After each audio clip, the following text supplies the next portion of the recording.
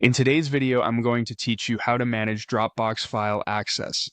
Dropbox gives you flexible control over who can open, edit, download, or share your files and folders, which is especially useful when you're collaborating with other people or organizing sensitive documents.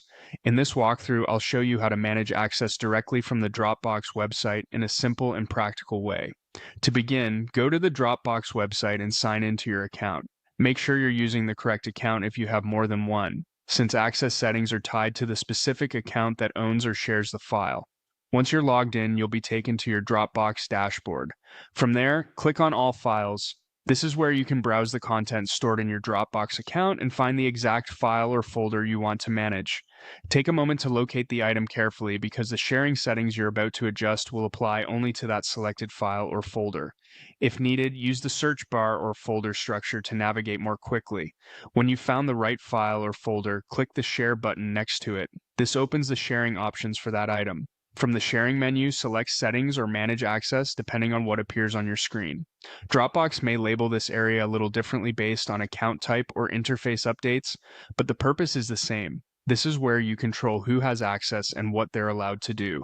Inside the access settings, you can start adjusting permissions. For example, if someone currently has editing rights and you only want them to be able to view the file, you can change their access from Can Edit to Can View. This is a good option when you want to prevent changes while still allowing someone to read or review the content. If someone needs to collaborate more actively, you can also give edit access.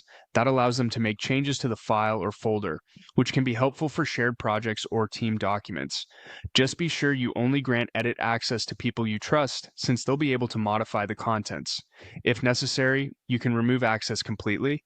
This is useful if someone no longer needs the file, if a project has ended, or if you simply want tighter control over who can open your content. You can also manage link sharing settings. This lets you control how shared links behave and who can use them. Reviewing these settings regularly is a smart habit, especially for folders or files that have been shared for a long time. That's how to manage Dropbox file access from the Dropbox website.